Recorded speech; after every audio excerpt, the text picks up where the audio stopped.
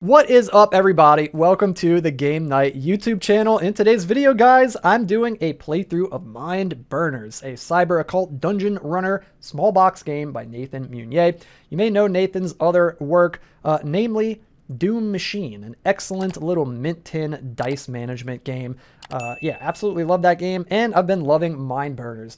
If you want to learn how to play MINDBURNERS and get all the ins and outs of the rules for both the solo and multiplayer variants of the game, check out my tutorial/playthrough of MINDBURNERS right here on the Game Night YouTube channel, and that will fill you in with all of the rules in detail. But for this one here, guys, we're just doing a straight playthrough of the game. So I'm going to move the box off to the side. I'll do a little bit of minimal explanation as we go through the run here, but for the most part, it's just going to be a straight playthrough, and assuming that you already know how to play the game. And even if you don't, you're going to pick up on it pretty quickly, because this is a very simple little solo player game here, guys. And of course, also, it's a multiplayer game. I haven't played the multiplayer version just yet, but you can play with friends, and it'll add to the experience because you get to add in some other cards to the game that you only use for the multiplayer version of the game. So we shuffled up the roll events. We're also actually going to remove 5 of them at random, 2, 4, 5, like so. I'll set those off to the side. And then we'll shuffle up the ability deck, and we're going to do the same thing with the abilities. We're going to remove 5 of them. And it makes it more variable each time you play. It changes up the experience and gives you a unique set of abilities and roll events to encounter. Some of them will be left out, of course, and you never know quite what they're going to be at first. So let's remove 5 at random. And of course, you want to leave them face down. You don't want to peek unless you want to spoil it for yourself. We've got our HP and energy tracker set up at 5 HP. And 5 energy. We've got our victory point tracker set to 0. And of course, the goal of the game is to reach 10 victory points in order to win the game.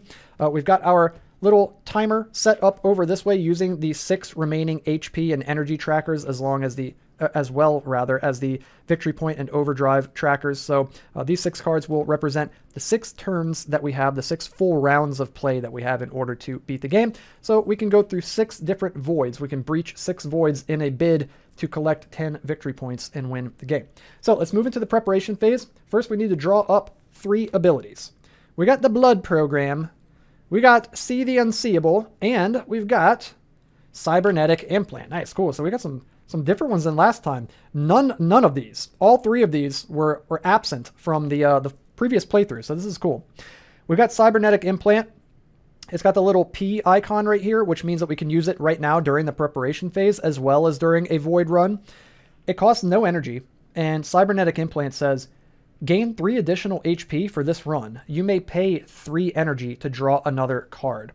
Also, we've got the Blood Program. It costs 3 energy. It also has the symbol that shows that we can use it right now during the preparation phase, and we can gain 4 HP. And then for 6 energy, we've got See the Unseeable. Draw the next 3 void cards, look at them, and return them in any order face down. So we can look at the top 3 cards of the void deck, see what's coming up, arrange them in whatever order we want, and then set them face down on top of the deck again. Okay, cool. I'm going to go ahead and use the Cybernetic Implant now. Gain 3 additional HP for this run. You may pay 3 energy to draw another card. I don't think I'm going to. Am I going to? You know what, guys? No, I'm not. I'm not going to. We're just going to use that to gain the 3 health. So we're going to go up to 8. Then I'm also going to spend 2 of our energy and gain an additional HP. Now you can convert 2 energy into 1 HP. You can also convert 1 HP, spending 1 HP to draw another card from the ability deck. And I always mention this. You can also spend 10 energy in order to activate your overcharged mode right here. But that's only available in the multiplayer variant of the game. You don't use overcharge during solo player, so we'll always ignore that one. Okay, cool. We are ready to go, guys. We got 9 health, 3 energy, heading into this first void. Let's breach it and see what we got here. We're starting out with the Chance Matrix. Draw a roll event card. All players must roll and resolve this event. So we'll draw a roll event. And yikes, we got a death trap starting out right as we enter this void. If we roll a 1, 2, or a 3, we're going to fall in the trap and take 2 damage from those nasty spikes. If we roll a 4, 5, or a 6, we avoid all of the damage. We roll a 5, and we jump right over it. We leap right over the pit and avoid all of the damage. Nice. Okay, I'm going to push my luck and keep going. No reason not to at this point. Okay, we come across a vile dangler. This dude's just dangling from this big ship up here, and all players take 1 damage. So we go down to 8. We're going to keep on going. We got the Preserved Sentience. All players take 1 damage. Okay. A lot of these things remind me of Doom Machine too. Like I said, I'm fairly certain Mindburners came out prior to Doom Machine, so you could definitely see the influence that went from this game into Doom Machine. Let's keep on going. Nice, guys. We found our first Void Beacon. All players immediately gain 1 victory point. And again, we need 10 of these victory points in order to win the game. Let's keep venturing deeper. Let's run further into another Void Beacon, dude. Let's go. We're in like a field of Void Beacons here. So there's only 2 of them in the deck. We got what we came for, but for every card in the Void deck that we resolve, if we make it out alive, we'll get to bank that much energy. So I want to bank up some more energy. So let's keep on going. Okay, we came across the Doom Bringer. He's going to deal 3 damage to us, and we're going to go from 7 down to 4. And I'm going to spend 3 energy rather, and we're going to use the Blood Program and gain 4 HP. Now, when the card has the P symbol, that means that you can use it during the preparation phase. You can also use it during the Void Run. You can use these cards at any time, but the ones that don't have the P, like See the Unseeable, you can only use them during the Void Run and not actually during the preparation phase. So let's go ahead and gain that 4 HP and go from 4 up to 8. And we'll keep venturing deeper. That buffer of HP that we got is going to allow us to potentially go through this entire void here. So we're going to take 2 damage and go down to 6. And let's math it out and see. We've come across both of the 1 damage enemies and 1 of the 3 and 1 of the 2.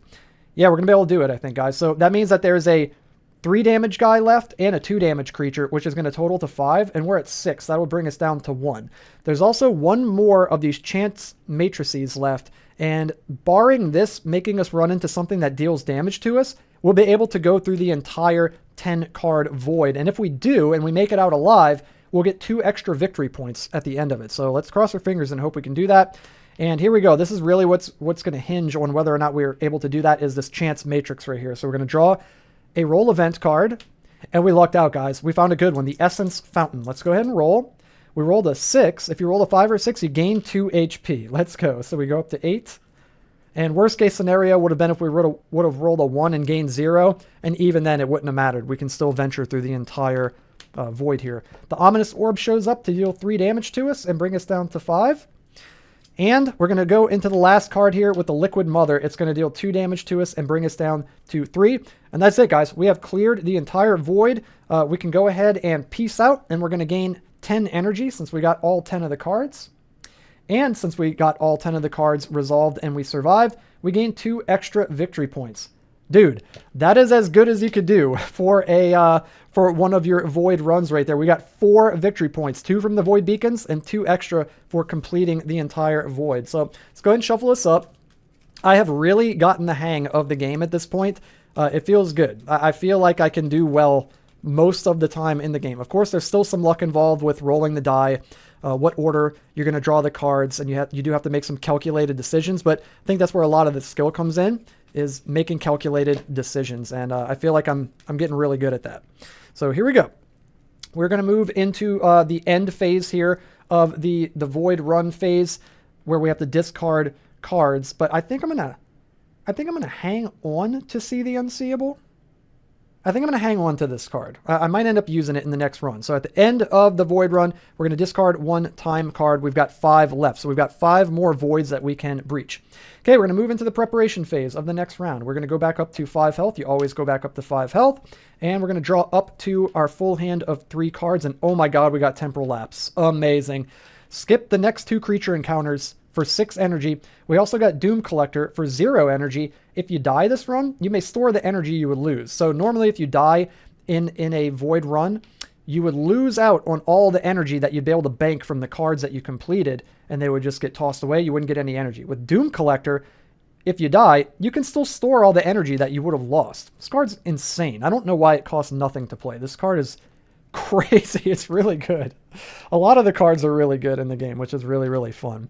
Okay, I'm going to spend 2, 4, and we're going to gain 2 health and go up to 7, and we've got 6 left over to either play See the Unseeable or most likely Temporal Lapse. Temporal Lapse, in my opinion, is just better from my experience so far, so we're probably going to end up playing that. But let's head into this void run and see what we get, man. We got a chance matrix to start things out, and hey, we got a reserve bunker here. Let's go check out this bunker and see what we can find.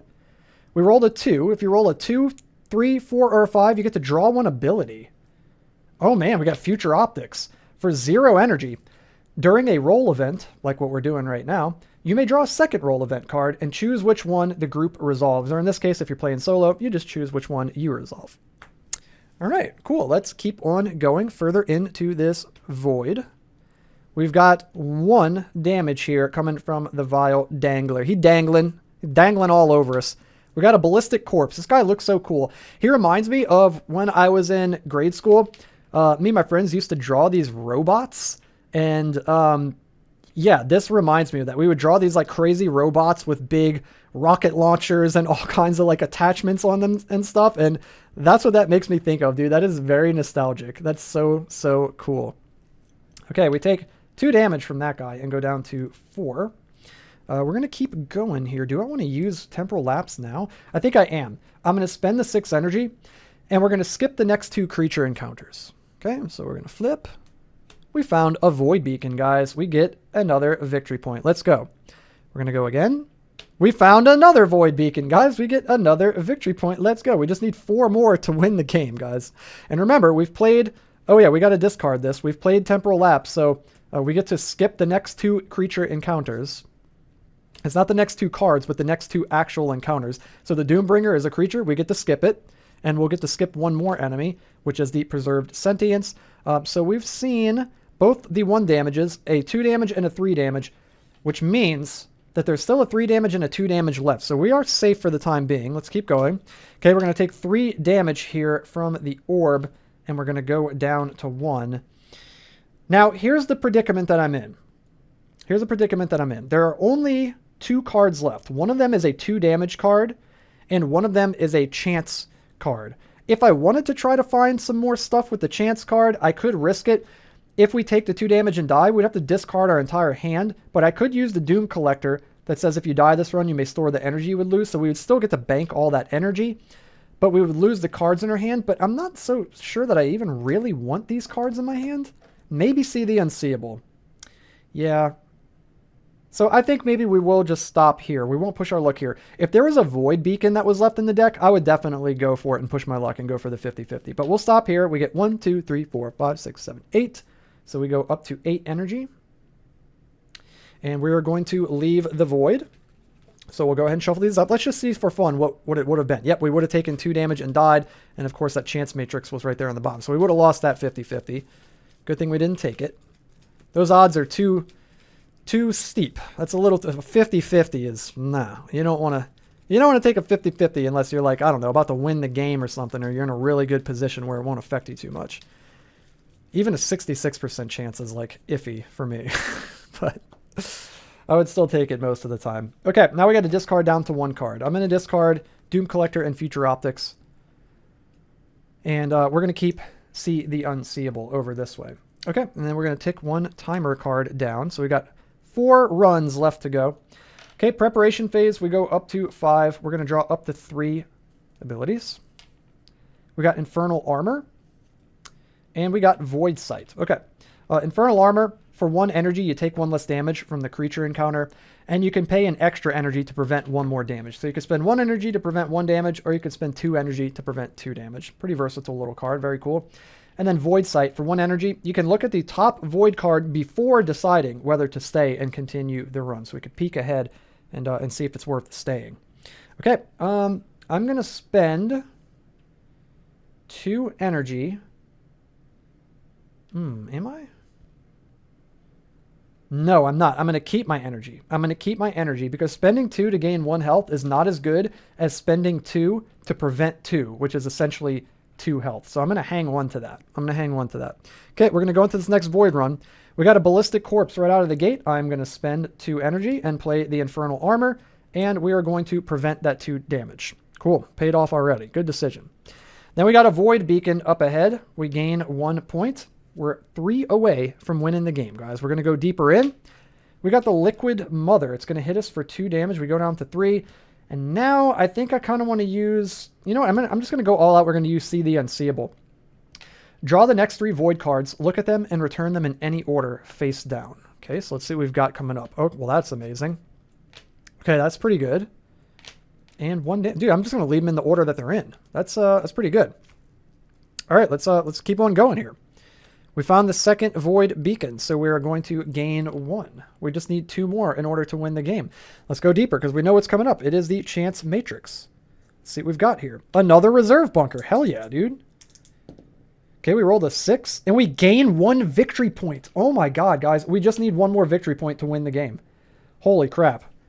Yep, we got this. Easy. This is easy mode. We're going to go again because we know we're only taking 1 damage from this preserved sentience. And I'm going to stop there. I don't want to push my luck anymore. We got what we came for with these void beacons, so we're going to gain 1, 2, 3, 4, 5, 6. Go up to 6 energy. Very nice. And we could hang on to this void sight if we wanted to.